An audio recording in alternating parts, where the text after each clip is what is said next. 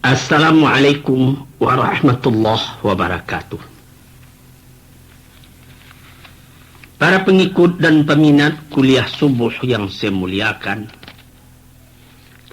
sekarang kita melanjutkan pengajian tafsir kita, yaitu surat Al-Alaq yang telah kita tafsirkan 2 kali sampai kepada ayat yang kelima, yaitu ayat yang mula-mula sekali turun. Di atas, di dalam gua Hira. Sekarang akan kita teruskan kepada sambungan ayat. Boleh kita ceritakan bahwa setelah Nabi kita sallallahu alaihi wasallam menerima wahyu yang pertama Iqra sampai kepada Allamal insana ma lam ya'lam itu, Nabi kita telah melanjutkan usahanya, telah melaksanakan apa yang diperintahkan Tuhan kepadanya, yaitu menyampaikan dakwahnya, memberitahu kepada kaumnya, kaum Quraisy terutama sebagai penduduk Mekah, tempat Nabi kita memulai tugas itu. Pernahlah beliau berdiri ke atas bukit Safa. Di situ dia berpidato, memberitahu, menyuruh berkumpul kaum-kaum itu semua. Sampai beliau katakan, kalau sekiranya aku katakan kepada kamu, hai kaumku, bahwa di balik bukit ini sekarang musuh telah datang hendak menyerbu ke dalam kota kamu ini, ke dalam akan merebut negeri ini, atau merusakkan Ka'bah sebagai pusat peribadatan kamu selama ini, yang telah kamu kotori dengan berhala-berhala itu. Aku katakan begitu, percayakah kamu apa yang aku katakan? Spontan serta merta mereka menjawab, kami percaya, karena selama ini kami belum mengenal engkau pernah berbohong. Maka Nabi menyambung kata-katanya. Sekarang saya beritahukan kepada tuan-tuan, kepada bangsaku semuanya, bahwa perbuatan kalian ini selama ini salah. Kalian telah mendustakan ataupun kalian telah mempersekutukan Allah dengan yang lain. Kalian telah menyembah kepada berhala yang kalian sembah itu kalian bikin dengan tangan kalian sendiri. Maka lantaran itu, kalau kalian tidak merubah ini perbuatan, tidak kembali kepada agama yang benar, tidak ada Tuhan melainkan Allah, kalian terancam oleh azab yang besar. Allah akan menyiksa kalian. Oh, basora orang-orang itu semua menantang perkataan Nabi Muhammad itu. Apa yang kau katakan ni Muhammad? Yang tidak yang kau katakan. Gila kau agaknya. Tadinya ketika dikatakannya ada musuh, mereka semua mengatakan percaya. Tetapi setelah Nabi Muhammad menyinggung kebiasaan mereka menyembah berhala itu mesti dihentikan, mereka menentang. Sejak itu tidaklah berhenti lagi. Ada aksi, ada reaksi, ada seruan dari Nabi Muhammad, ada kebencian dari kaumnya, ada anjuran dari Nabi Muhammad, ada halangan dari kaumnya. Dan yang terkenal sekali sebagai penantang kepada Nabi Muhammad itu ialah pamannya sendiri, Abu Lahab. Dialah yang lebih dulu bersorak, "Tuban laka ya Muhammad, alihada jama'atana." Celaka kau Muhammad, katanya. Untuk ini kamu kumpulkan kami di sini. Kau mau pidato mengatakan azab Allah akan datang. Siapa benar kamu? di muka orang banyak. Nah, yang seorang lagi yang terkenal juga ialah Abu Jahal. Ini Abu Jahal, dia orang gagah, orang perkasa, orang beruang, orang berbangsa, orang disegani orang. Perkataannya lalu lalang saja. Dia penantang paling hebat kepada Nabi Muhammad. Ada lagi yang lain-lain seperti Ubay ibn Khalaf. Ubay ibn Khalaf itu pernah ketika Nabi Muhammad mengatakan bahwa manusia nanti pada hari kiamat akan dihidupkan kembali, dia ambil tulang, ketemu dia tulang di padang pasir, dihambus-hambusnya debu-debu yang debu yang dikeliling tulang itu, yang lekat pada tulang itu, digosok-gosok, dibawa ke Nabi Muhammad. Ini mau hidup kembali, katanya. Jadi apa kata Nabi Muhammad? Apa kata? May yuhyil 'idhama wa hiya ramim. Siapa yang akan menghidupkan ini? Ini sudah hancur, sudah lapuk ini tulang. Qul yuhyiha alladhi ansha'aha awwala marrah, kata Nabi Muhammad. Yang akan menghidupkannya kembali ialah yang membuatnya sejak semula. Kata Nabi, begitulah tidak henti-hentinya pertentangan itu. Di ayat yang ke-6 dan selanjutnya diterangkanlah di antara sikap-sikap mereka itu terhadap kepada Nabi. Apa katanya? Kalla innal insana layatwa. Katanya, ketahuilah olehmu wahai Muhammad, atau peringatan dari Tuhan dengan perantaraan Nabi kepada kita. Sesungguhnya banyak di antara manusia itu yang melampaui batas.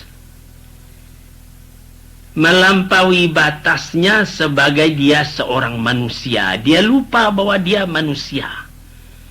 Lalu dia angkat dirinya lebih dari batas manusia.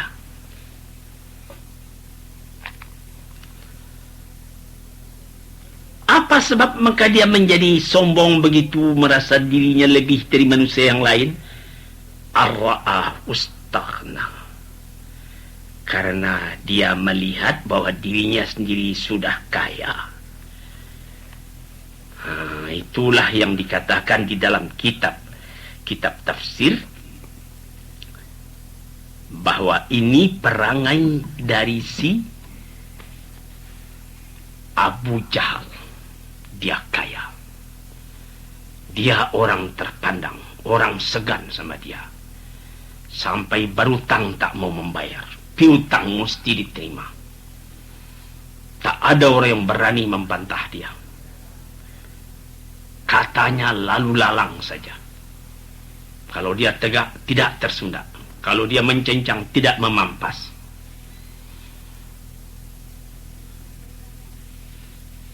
Sampailah dapat saya ceritakan satu kali perangai Abu Jahal itu. Datang orang kampung, kalau di orang Arab, kalau orang kota namanya orang Hadar. Kalau orang desa namanya orang Badu, orang Badui.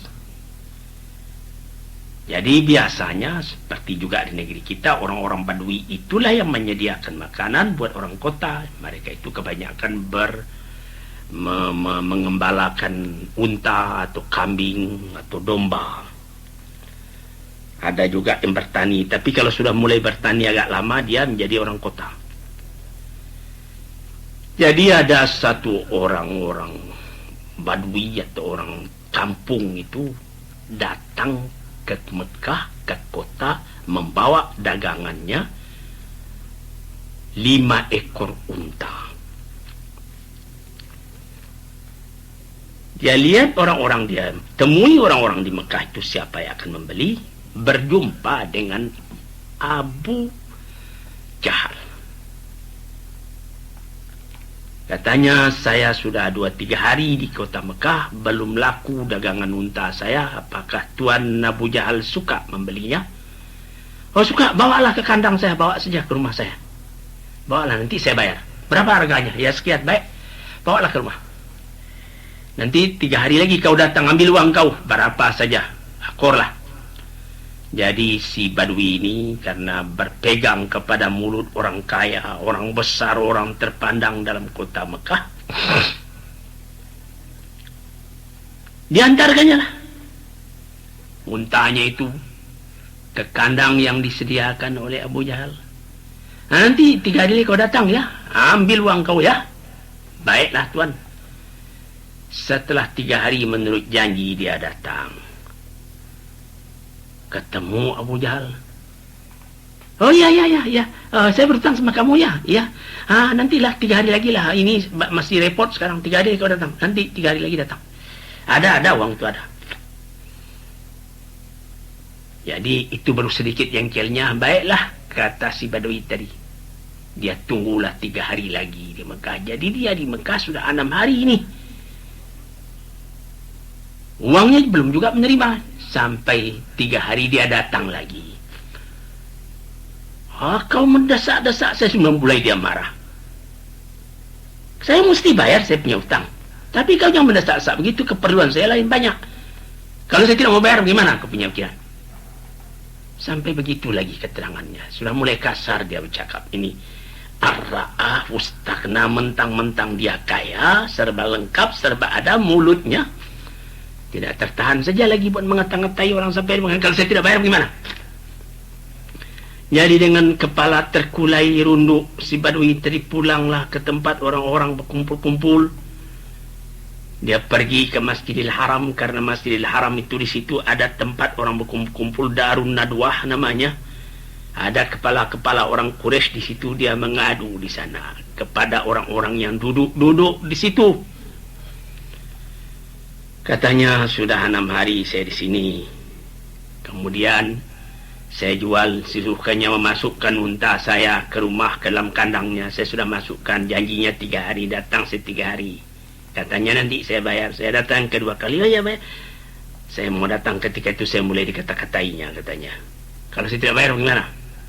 Siapa yang bisa menolong kamu di sini?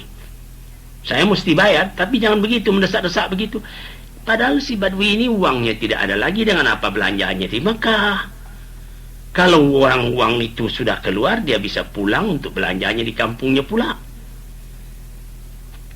Jadi, apa kata orang-orang yang duduk tadi?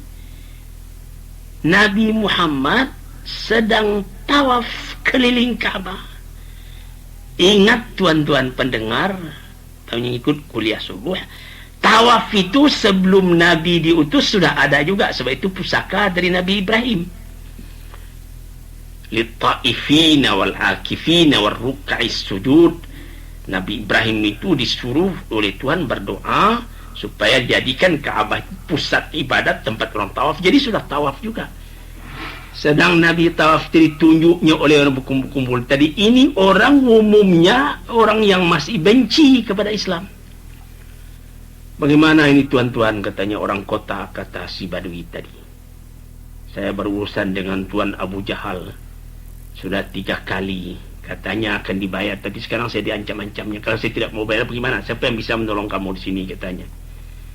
Jadi saya minta tolong kepada tuan-tuan. Melunakkan hati beliau, mudah-mudahan tentang saya dibayarnya. Lantas kata orang-orang yang duduk itu, coba pergilah ke sana itu yang sedang tawaf. Sebentar lagi dia selesai tawaf, pergi kepada dia. Kata orang-orang itu, sebenarnya orang-orang itu juga kawan Abu Jahal. Disuruhnya ditunjuknya Nabi Muhammad yang sedang tawaf. Si Badui ini begitulah dia. Karena jujurnya orang kampung, baiklah. Sesudah Nabi tawaf, dia datang kepada Nabi. Ya Muhammad, dia juga belum pandai menyebutkan ya Rasulullah, dia juga belum Islam waktu itu.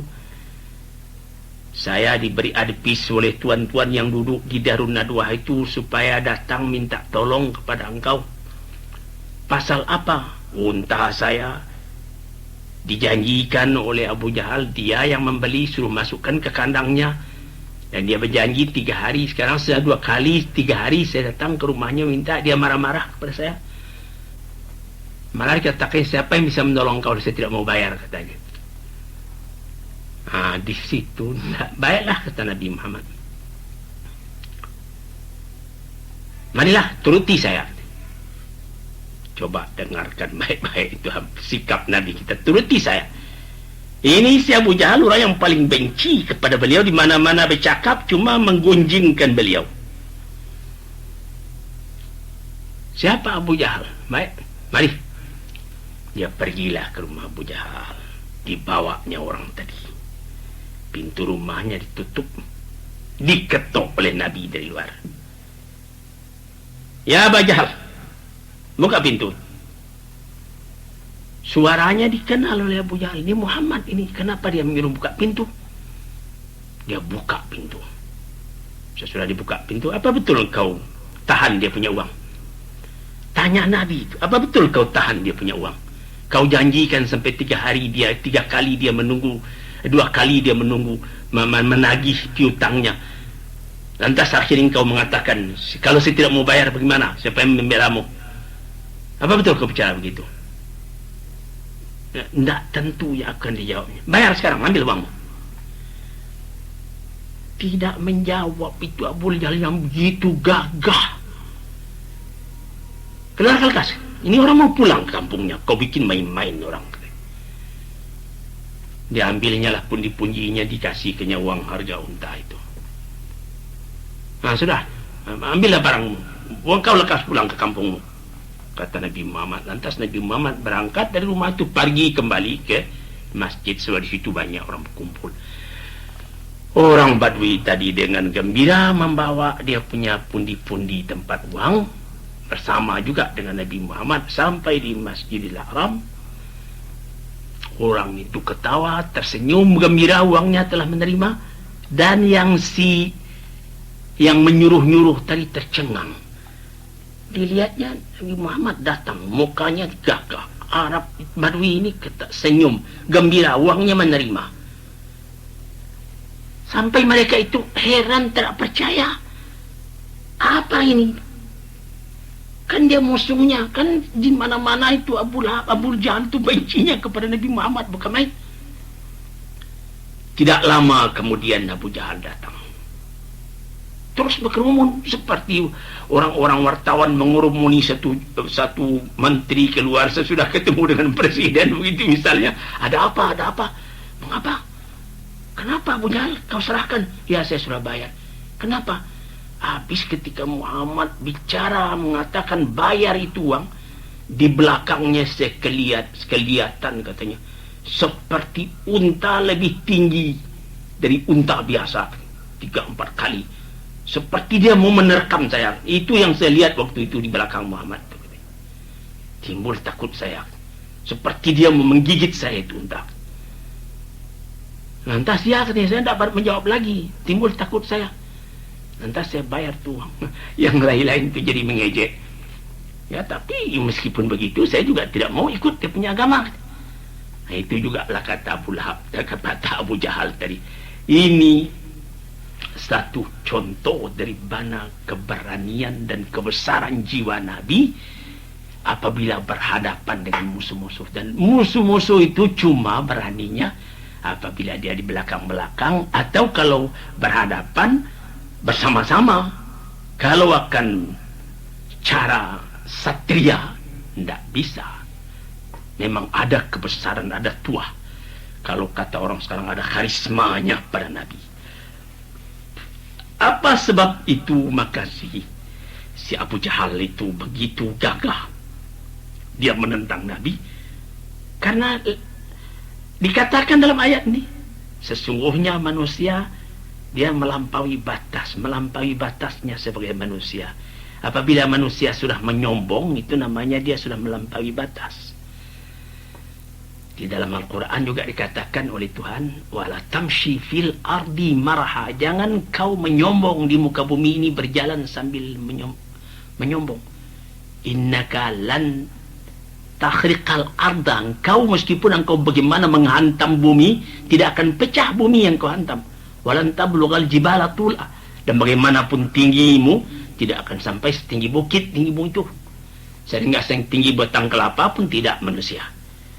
Nah itu jadi karena latar belakang itu cuma kesombongan, berhadapan dengan orang jiwanya tauhid, mesti jatuh. Bayar itu utang. Kau janjikan orang seperti itu, tidak kau bayar. Jadi si Badui tadi mendapat perlindungan dari kebesaran jiwa Nabi Muhammad. Jadi kita ulang kembali, sesungguhnya manusia itu kebanyakan jadi sombong, melampaui batas, tak tahu diri. Dari mana manusia terjadi? Dari air sperma dia terjadi. Setelah dilihatnya dia kaya, dia banyak uang, dia banyak harta, dia berpengaruh, dia menyombong. Inna ila rabbika ruj'a, ya Muhammad, kata Tuhan, memberi peringatan kepada Nabi kita. Kepada Tuhan engkau juga orang-orang semacam itu akan kembali. Sehingga mana dia akan menyombongkan diri. Berapa banyaknya manusia yang melampaui batas diri itu. Tidak ada yang selamat. Ujung kehidupannya itu tidak ada yang selamat. Sebab dia lupa. Inilah yang dapat baru kita tafsirkan sampai ayat ke-8. Kalla innal insana la yatgha ar-ra'a wastaghna inna ila rabbika ruj'a. Ketahuilah bahwa pendirian yang salah tetap salah. Sesungguhnya manusia banyak, bukan seluruh manusia, banyak manusia yang lupa diri lantaran dilampaui batas, merasa dirinya telah cukup, sudah kaya, serba ada, tapi dia lupa bahwa dia akan kembali kepada Tuhan. Kata orang Jawanya, orang nggowo opo-opo, tidak akan membawa apa-apa apabila dia pulang ke akhirat. Tidak ada barang-barangnya akan dibungkusnya, bawa ke sana. Sekian dulu, nanti kita sambung lagi. Assalamualaikum warahmatullahi wabarakatuh.